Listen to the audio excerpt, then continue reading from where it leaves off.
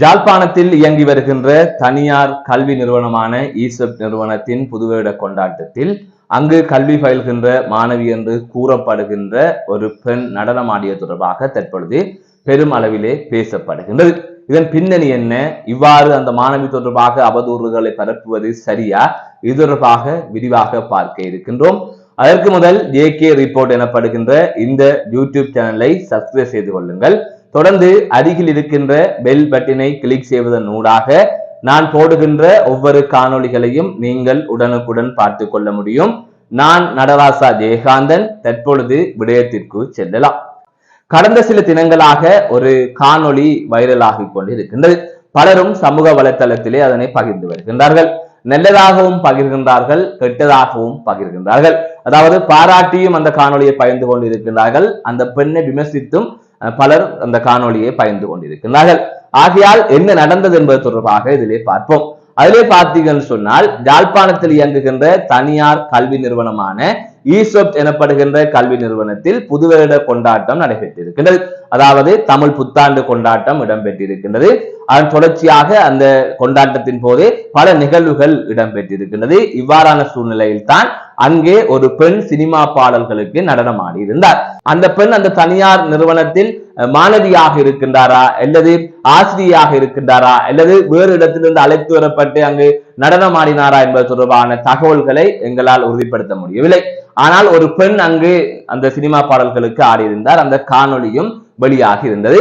அந்த காணொலியை பலருமே பகிர்ந்திருந்தார்கள்.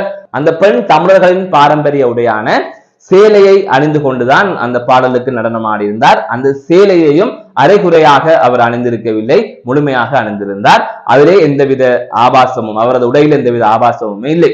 அதனை தாண்டி அந்த பெண் நடனமாடி இருந்தார். மிகவும் சிறப்பாக தென்னிந்தியாவில் இருக்கின்ற நடன கலைஞர்கள் எவ்வாறு நடனமாடுவார்களோ அதே போல அவர் நடனமாடி இருக்கின்றார். இலங்கையில் அதுவும் குறிப்பாக வடக்கில் இருக்கின்ற தமிழ் பெண்கள் இவ்வாறு நடனமாடுவது என்பது அரிதிலும் அரிதான செயல். ஆனால் அந்த பெண் சிறப்பாக ஆடியிருந்தார். அது தவிர இந்த பெண் அங்கு நடனமாடிய தொடர்பான காணொலிகள் வழியாகி பலராலும் பாராட்டப்பட்டாலும் ஒரு சில குழுக்களால் அது விமர்சனத்துக்கு உள்ளாக்கப்பட்டிருக்கிறது.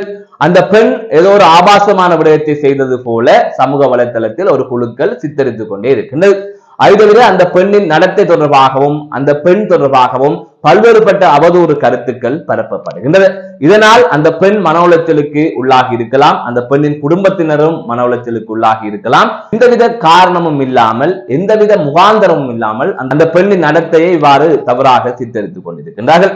எனவே இவ்வாறு நடனமாடுவது என்பது வடக்கிலே இதுதான் முதல் முறையாக நடந்திருக்கிறதா என்று கேட்டால் நிச்சயமாக இல்லை. ஒவ்வொரு தமிழ் புத்தாண்டின் போதும், அல்லது ஆங்கில புத்தாண்டின் போதும், அல்லது ஏனைய நிகழ்வுகளின் போதும் பிரதேச செயலகங்களாக இருக்கலாம், மாவட்ட செயலகங்களாக இருக்கலாம், அல்லது அதனை தாண்டி அரசு திணைக்களங்களிலாக இருக்கலாம், அது தவிர தனியார் நிறுவனங்களிலாக இருக்கலாம், அல்லது பாடசாலையில் இடம்பெறுகின்ற ஆசிரியர் தினமாக இருக்கலாம், அல்லது ஏனைய நிகழ்வுகளாக இருக்கலாம். அதிலே ஆசிரியர்கள் நடனமாடி இருக்கின்றார்கள், தனியார் ஊழியர்கள் நடனமாடி இருக்கின்றார்கள், அரச ஊழியர்கள் நடனமாடி இருக்கின்றார்கள், மாணவிகள் நடனமாடி இருக்கின்றார்கள். இவ்வாறு பல பெண்களும் நடனமாடி இருக்கின்றார்கள். அது தொடர்பான காணொலி வெளியாகி இருக்கின்றது. ஆனால் அந்த காணொலி பலராலும் பகிரப்பட்டிருக்கின்றது. பலரும் அதனை பார்த்திருக்கின்றார்கள், அதற்கான ஆதரவினையும் வழங்கி இருக்கின்றார்கள். அப்படி இருக்கின்ற போது இது ஏதோ புதிதாக நடந்த விடயம் போலவும், அதிலே ஏதோ ஆபாசமாக ஏதாவது இருப்பது போன்றவும் இவ்வாறு அந்த பெண்ணை இலக்கு வைத்து அவதூறு பரப்புவது என்பதை எந்த வகையிலுமே ஏற்றுக்கொள்ள முடியாது. நடனம் என்பது பாடல் போல ஒரு கலை. இந்த நிலையில் யாழ்ப்பாணத்தில் இருக்கின்ற சிறுமியான கில்மிசா அவர்கள் கடந்த காலத்தில் தென்னிந்திய தொலைக்காட்சிக்கு சென்று பாடல் நிகழ்ச்சியில் கலந்து கொண்டு டைட்டில் வின்னராக வந்தார். அதற்கு பிறகாக அவர் வந்து புலம்பெயர் நாடுகளுக்கு சென்று வருகின்றார். அந்த பாடல் மூலம் பெரும் புகழையும் பெற்றிருக்கின்றார். அதை தவிர அதனை ஒரு தொழிலாகவும் எடுத்து இந்த அவர் பெருமளவிலே வெற்றி பெற்றிருக்கின்றார். அதை தவிர பலரும் பாடல்கள் மூலம் சிறந்த நிலைக்கு போய் கொண்டிருக்கிறார்கள். அதே போல நடனம் மூலமும் தற்பொழுது கொஞ்சம் கொஞ்சம் எமது இலங்கையை சேர்ந்த தமிழ் இளைஞர் யுவதிகள் வளர்ந்து வருகின்றார்கள். அதை தவிர இந்த திருமண நிகழ்வுகளில் போய் ஆடுவது, பிறந்த நாள் கொண்டாட்டங்களில் போய் ஆடுவது, இவ்வாறு ஆடுவதற்காக பல குழுக்களும் இங்கு இருக்கின்றது. அவர்களும் பல நிகழ்வுகளில் சென்று ஆடி வருகின்றார்கள். அதை தவிர சர்ப்ரைஸ் கிஃப்ட் என்று சொல்லப்படுகின்ற நிலையில் அந்த கிஃப்ட் கொடுக்க போகின்ற இடத்திலும் பலர் ஆடுகின்றார்கள். இவ்வாறு பல காணொலிகளை நாங்கள் பார்த்து கொண்டு வருகின்றோம். ஆகவே இந்த சமூகத்தில் நடக்காத ஒரு விடயம் அல்ல, ஏற்கனவே நடந்து வருகின்ற விடயம். ஆனால் இந்த நிலையில் ஏன் இந்த பெண்ணை மட்டும் இவ்வாறு வைத்து விமர்சிக்கின்றார்கள் என்பது தெரியவில்லை.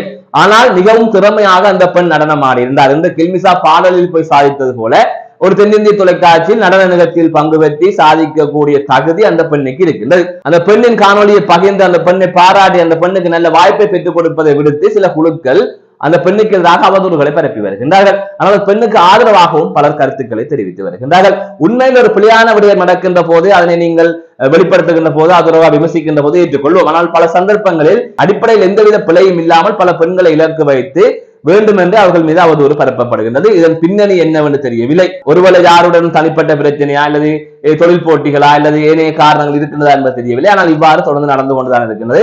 அந்த பெண் மீதும் இவ்வாறு அவதூறு பரப்பப்படுகின்றது. அதை தவிர இவ்வளவு அக்கறை இருக்கின்ற அந்த குழுக்கள், அதாவது இந்த பெண் மீது அவதூறு பரப்புகின்ற அந்த குழுக்கள் இன்று டிக்டாக் தளத்துக்கு சென்றால் யாழ்ப்பாணம், கிளிநொச்சி, வவுனியா உள்ளிட்ட வடக்கு மாகாணத்தைச் சேர்ந்த கிழக்கு மாகாணத்தைச் சேர்ந்த பல தமிழ் பெண்கள் அரைகுறை ஆடையுடன் நடனம் ஆடுகின்றார்கள். அதை தவிர ஆபாச வார்த்தைகள் கொண்ட பாடல்களை ஒளிபரப்பி அதற்கு வாயசைத்து இந்த ஆபாசமான முறையிலே இந்த காணொலிகளை வெளியிடுகின்றார்கள். இவ்வாறான பல விடயங்கள் டிக்டாக்கில் நடந்து கொண்டிருக்கின்றது. அந்த டிக்டாக் செயலியால் பல பெண்கள், பல மாணவிகள் சீரழிந்து கொண்டிருக்கின்றார்கள், ஆபாசத்திற்கு சென்று கொண்டிருக்கின்றார்கள். எனவே அவ்வாறான செயற்பாடுகளை கண்டித்து அது தொடர்பாக பொதுவான விமர்சனங்களை முன்வைத்தால் கூட பரவாயில்லை. ஆனால் அதையெல்லாம் விடுத்து அவ்வாறு பல கேவலங்கள் நடந்து கொண்டிருக்கின்றது. அதற்கெல்லாம் சூப்பர் அக்கா, நைஸ் அக்கான்னு சொல்லி கருத்துக்களை பதிவிடுகின்ற இந்த கூட்டம் இன்று அந்த பெண்ணை ஆபாசமாக பேசுகின்றது. அந்த பெண்ணுக்கு ஆபாசமான வேலை செய்தது போல அந்த பெண்ணுக்கான தோட்டத்தை இவர்கள் அளிக்கின்றார்கள். ஆகையால் இதெல்லாம் எவ்வளவு ஒரு ஏற்றுக்கொள்ள முடியாத ஒரு விடயம் என்று தெரியவில்லை. ஆகையால் இது தொடர்பாக கொஞ்சம் விமர்சிப்பவர்கள் சிந்திக்க வேண்டும். எனவே சமூகத்தில் நடக்காத ஒரு விடயமும் இல்லை, அல்லது அந்த பெண் ஏதாவது ஆபாசமான முறையில் அந்த பெண் எதையுமே செய்யவும் இல்லை. அப்படி இருந்து ஏன் அவர் விமர்சிக்கிறார்கள் என்பதும் தெரியவில்லை. எனவே நான் இப்போது கதைப்பது அந்த பெண் தொடர்பாக வெளியான காணொலியை வைத்துத்தான் நான் கதைத்துக் கொண்டிருக்கிறேன். அந்த காணொலி தொடர்பாகத்தான் எனது கருத்துக்களையும் நான் இப்போது வெளிப்படுத்தி வருகின்றேன். ஆகையால் இது தொடர்பாக இந்த சமூகம் சிந்திக்க வேண்டும். பல பிழைகள் இந்த சமூகத்தில் நடக்கின்றது, அவற்றையெல்லாம் திருத்த வேண்டும், அது தொடர்பாக விமர்சனம் செய்ய வேண்டும், அதெல்லாம் கட்டுப்பாடுகள் கொண்டு வர வேண்டும், எமது கலாச்சாரங்கள் பேணி பாதுகாக்கப்பட வேண்டும் என்பதில் எந்தவித மாற்று கருத்துமே இல்லை. ஆனால் திட்டமிட்டு ஏதோ ஒரு பின்னணியில் அந்த பெண் மீது அவதூறு பரப்பப்படுகின்றதோ என்பது போன்று எங்களுக்கு தோன்றுகின்றது. அதைத்தான் சில விடயங்களுக்கு விமர்சனங்கள் முன்வைக்கப்படுகின்ற போது இது பிழைதான் என்று விளங்கும். ஆனால் இதிலே பிழை இல்லை என்பதையும் இதிலே நாங்கள் கூறிக்கொள்ள விரும்புகின்றோம். மீண்டும் ஒரு காணொலி சந்திக்கின்றேன். நான் நடராசா ஜெயகாந்த். AK ரிப்போர்ட் எனப்படுகின்ற இந்த யூடியூப் சேனலை சப்ஸ்கிரைப் செய்து கொள்ளுங்கள்.